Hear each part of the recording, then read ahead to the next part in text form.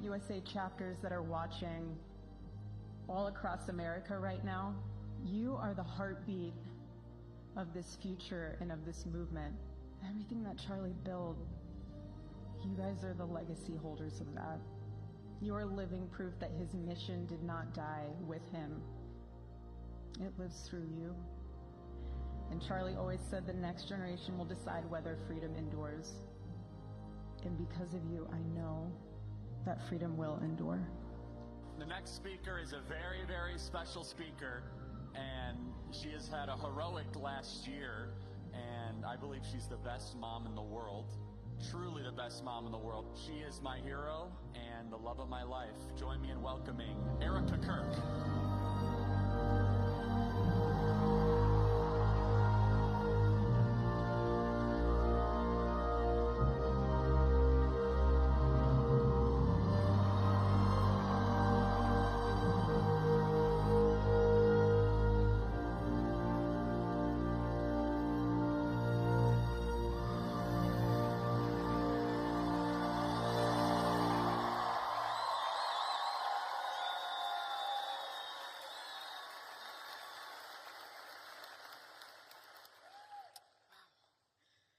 Good evening, Ole Miss. Oh, man.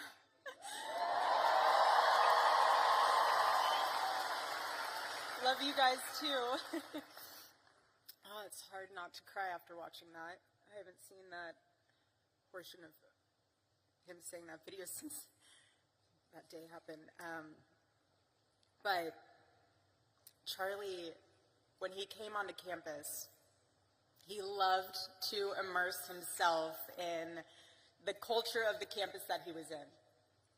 And so, from word on the street, you guys have a chant out there. I hear it's a good one. It's hotty toddy.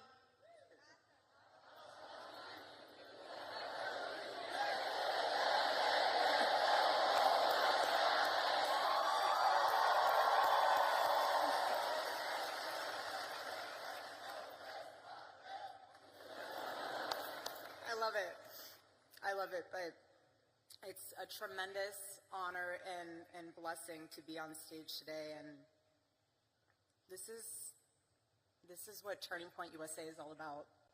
This is what the future of our country is all about, and I want to thank you all also on a personal level for all of your prayers and all of your support, not only for our family, but for the Turning Point USA family, which includes all of you, especially those that are students, a part of the Turning Point USA chapter at Ole Miss. So I love you guys, truly. This whole, you guys have no idea how helpful it is to have all of you in my life, because you help me feel even more deeply connected to my husband. And I thank you for that. I thank all of you for that.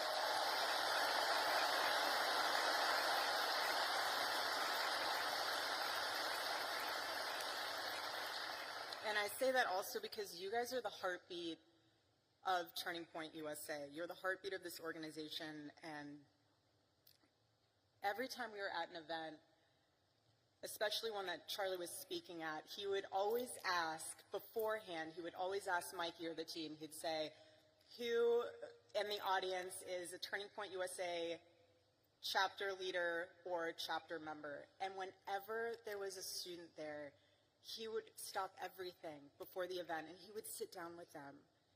He would ask you what your name is, what you're studying, what is the issues that are going on campus. He would take the time to make sure that you guys knew he was investing into you, into your chapter, into your school, because that was a pulse point for him.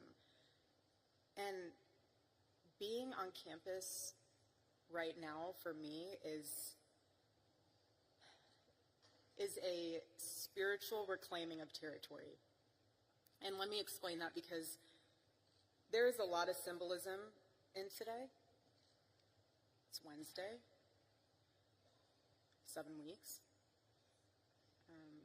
And the more that I am coming to grips with the permanency of this nightmare, the more that I'm starting to realize and witness that the enemy, he doesn't want you. He wants your territory. He wants your influence. And when our team asked my dear friend, Vice President J.D. Vance, to speak today, I really prayed on it because obviously it's a very emotional day. But I could just hear Charlie in my heart. I could just hear him say, go reclaim that territory, babe. Go. The battle's already won. God's love conquers. And that's why I'm here today. I'm here because this moment, it can either be your breaking point or your wake-up call, essentially your turning point, if you will. And at this moment, every single one of us has a choice to make, whether we stand for freedom or we're just going to fall for everything else. But I want to encourage you, especially the students here, find your voice. You are the courageous generation. That's what you are. All of you. Gen Z, you are the courageous generation. Hear me when I say that. My husband believed that to his core. That's why he went on campuses. That's why he was trying to reach you. You are the courageous generation. Own it. Make him proud. And students beyond Ole Miss, if you are pursuing a chapter on your campus, harness this amazing opportunity to advocate for something that you truly believe in. And express it in the most articulate way of what exactly you're advocating for. You're advocating for America. You're advocating for freedom of speech. Because our chapters on high school campuses, I love it. Charlie was so excited when he named the programs for high schools. He said, we're going to name it Club America. Because he goes, who could hate that name? It's the perfect name, Club America. And he loved it. Who could be against it? And I want you to know that if you are trying to start a chapter, I'm with you, we're with you, Charlie's with you. You have an arsenal of Turning Point USA staff members that are with you. But I also, what I've been able to sit back and witness is the leaders that have stepped up to ensure that chapters can happen. For example, I don't know if you guys saw what happened earlier this week with Governor Ron DeSantis, which is amazing. I want to give him a massive shout out because he said, we're announcing a partnership with Turning Point USA. We want to make sure that all high schools in Florida, anybody in a high school that wants to start a Club America chapter will be able to do that. There will be no impediments to that, and certainly no discrimination. That's amazing.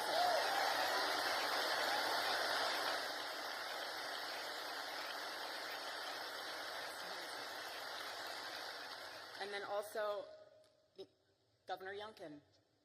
I want to thank him as well. He donated generously to Turning Point USA to support new Turning Point USA chapters all over the Commonwealth of Virginia.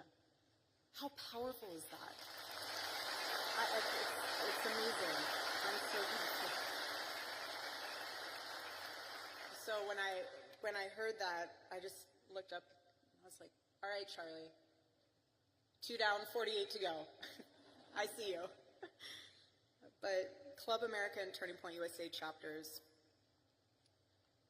if you're wondering what those values are, it's life, liberty, and the pursuit of happiness, and that's what our country was founded on.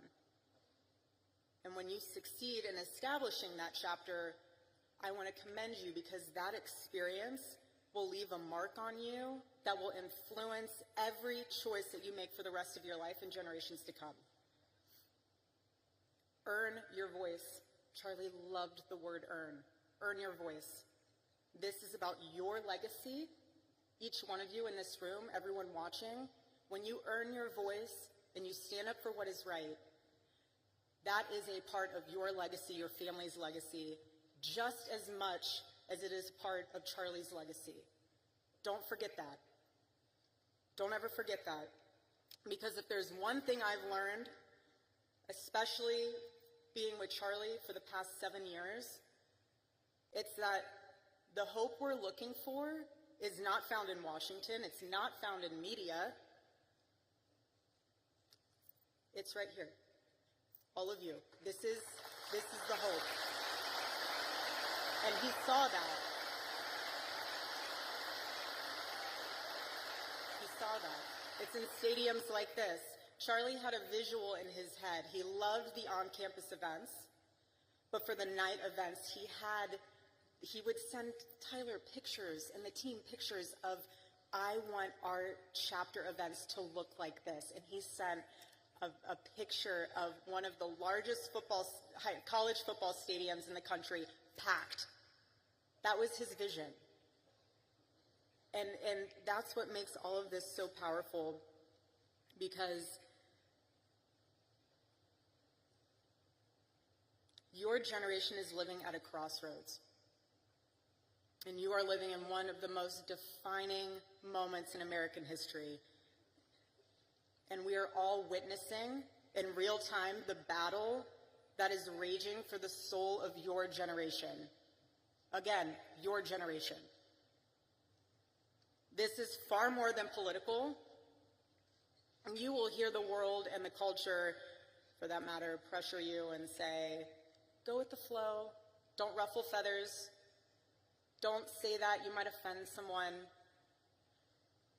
you might lose some friends if you wear a red hat, if you go to a Turning Point USA chapter event. But when I hear that, I need to be so blunt and honest with you now, because before, when I heard it, I said, okay.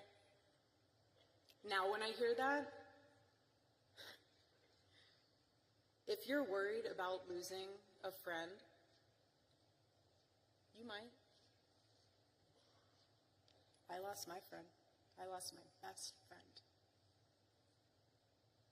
And if you're nervous about standing up for the truth, the assassination of my husband puts into perspective all those fears. It really does. Because my husband never went with the flow.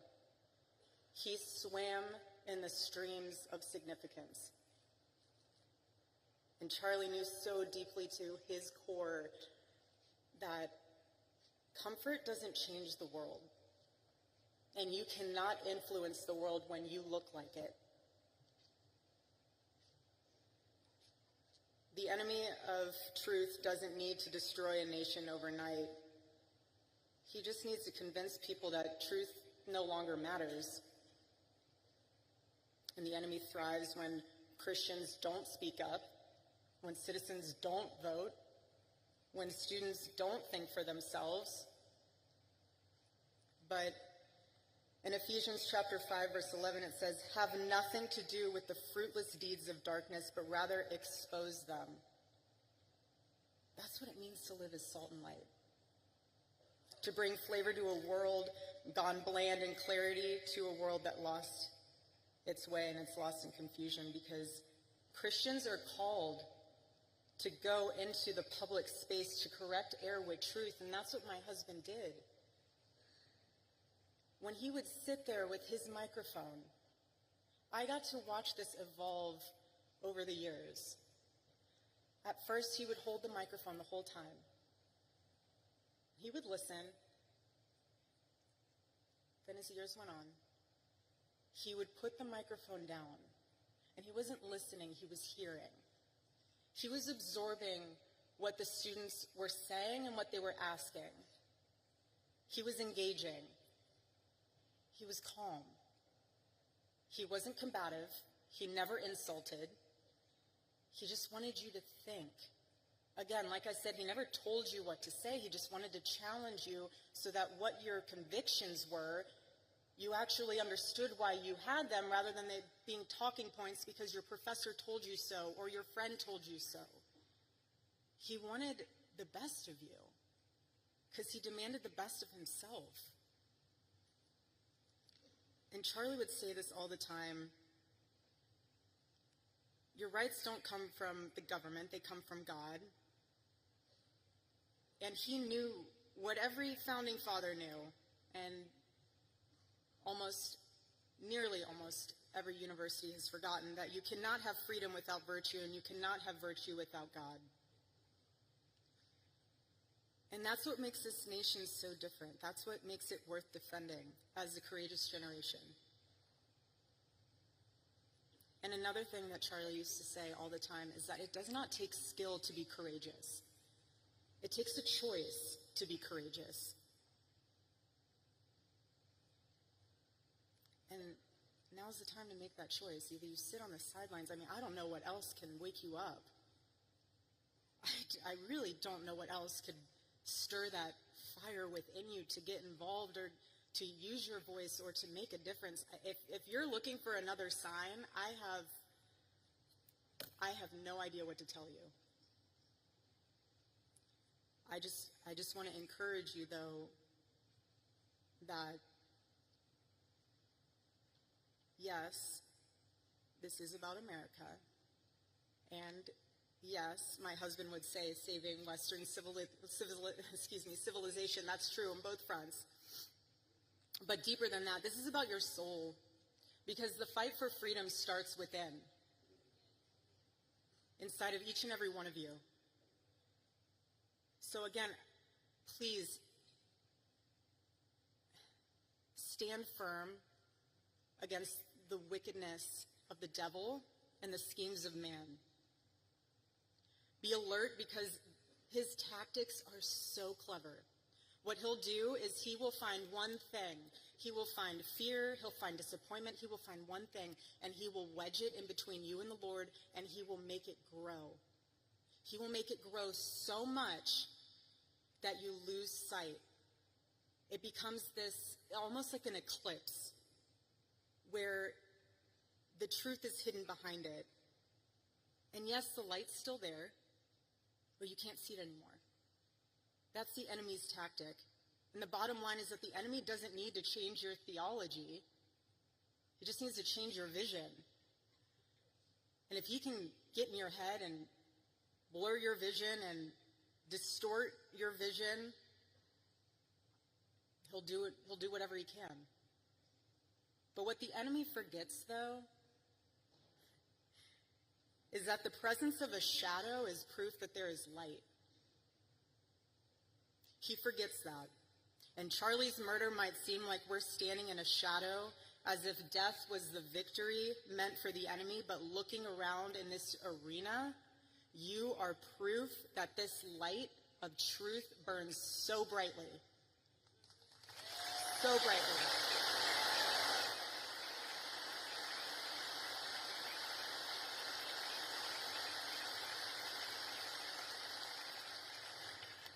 The Lord is calling you to rise. Please hear me when I say that courageously. He is. Do not be afraid. It is so easy to be afraid, but we are commanded to not be afraid. And when you take that stand, it will encourage and inspire someone else to do the same. Whether that is someone in your circle, whether that's a family member, whether that's someone you've never even met before because they saw you posting something on social media. You can't change a nation if you're enslaved to fear. And you can't call out corruption if you're still chained to comfort. And you can't stand for truth if you first do not kneel before the Lord.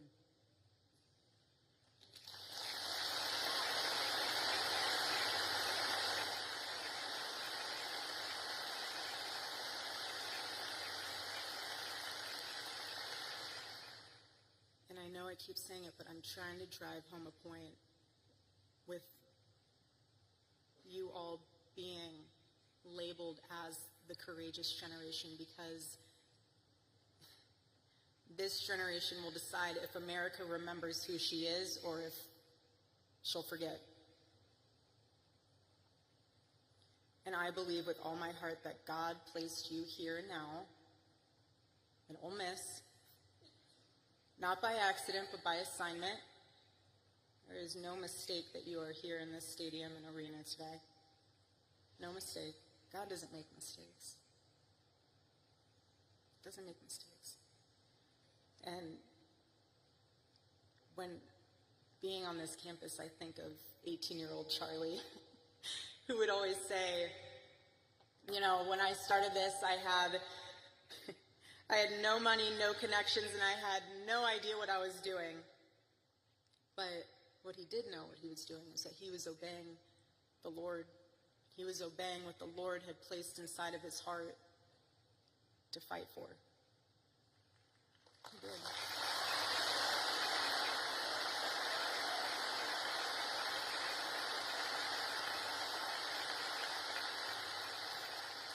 And he persevered. He persevered, and look what he left us. Look what he left us with. He didn't leave us empty-handed. He built a machine, and all of you are a part of that. Again, the heartbeat of Turning Point USA. That's what happens when you obey the Lord. A movement like this, it becomes unstoppable. It becomes the revival that it is. And I just want this to be the generation that says, we will not apologize for loving our country first. We will not be silent about our faith. We will not back down when the world tells us to kneel, because we bow only to the King of Kings.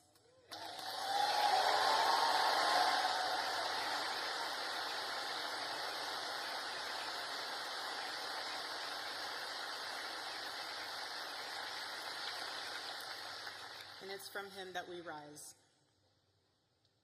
I personally still believe in America. I still believe in her founding. I still believe in her future. I don't care if people think it sounds crazy, but I still believe that our nation can heal. But we can't save a country that we're too afraid to defend. We can't.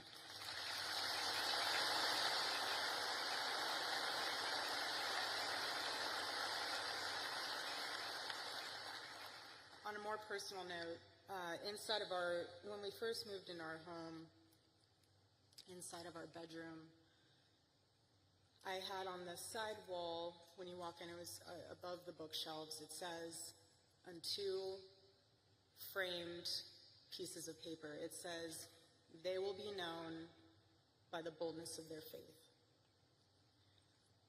And when I hung that, as many women can attest to this, when you hang things, you see them all the time, you just kind of go about your life. And so,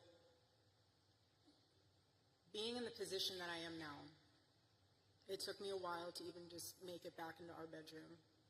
I used to sprint from the opening door into the bathroom and sprint out. I was not ready to walk into our bedroom yet. And when I was finally able to sleep in our bed for the first time, I slept on his side of the bed. And I noticed, because he had to sleep a certain way on his side, facing the outside of the bed, because he had a bad back. I'm sure most of you didn't know that, but he had a really bad back. Anyways, so it's also why he wore compression socks too. I know a lot of people are like, why do you wear compression socks? Circulation.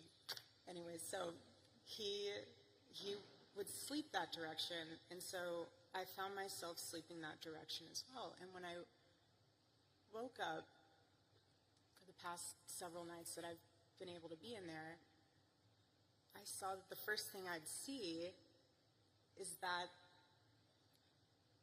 on the wall, "They will be known by the boldness of their faith."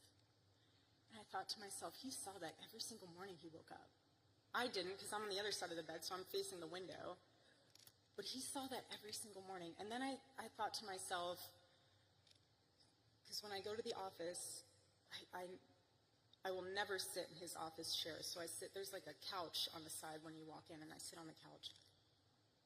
And on his desk, flanked between the Bible verse of Micah chapter 6, verse 3. It all kind of came together for me. So he sees us on the wall, and then he sees on his desk these three questions that he would ask himself every single day. And it would be, what is something I can do for someone today? The second one was, what is something I can do to add value to the world today? And the third was, how can I honor God today? Those were the three questions combined with the words he saw every single morning. So to me, seeing on his desk, that was him suited up with the armor of the Lord every day. That was his combination. And what I'm realizing with that is those were the action points of how to have courage. Because you can ask me, well, how do I become courageous? Ask yourself those three questions every single day. And I promise you, you will get courage. You will. Because what death amplifies even more is that you only get one life. Just one. That's it. It's an eternal life. So that's why you have to live like it matters. But I want to remind you that God has created you for greatness, not for something that's lifeless, just greatness. And the question isn't how long you're going to live. It's what are you going to do with your life in the time that the Lord has blessed you with? What are you going to do with that? That's the question.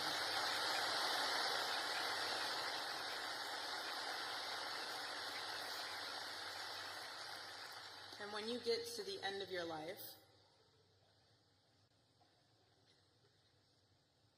will the Lord be proud of what you stood for? Will you be able to say that you ran the race, that you fought the good fight? Or will you realize that you wasted your time that the Lord has blessed you with chasing after things that didn't even matter?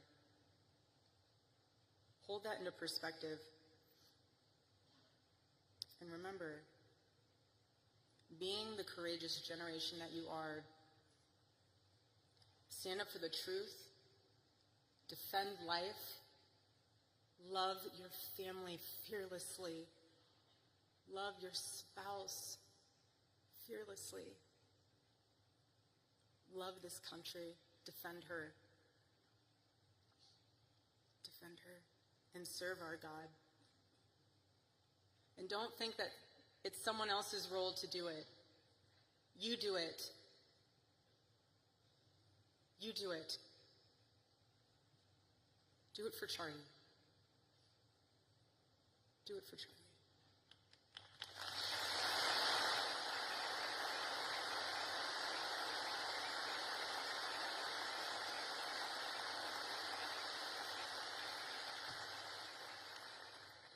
And I am tremendously blessed and honored tonight to be able to introduce to you a very, very dear friend and his wife. They are incredible. And I see no one will ever replace my husband. No. But I do see some similarities of my husband in JD and Vice President JD Vance. I do.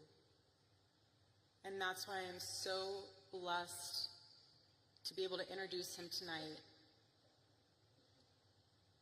because he understands the fight that we're up against, and he can articulate that in a way that transcends race that transcends demographic backgrounds. He's an amazing man. So please help me welcome to the stage Vice President J.D. Vance.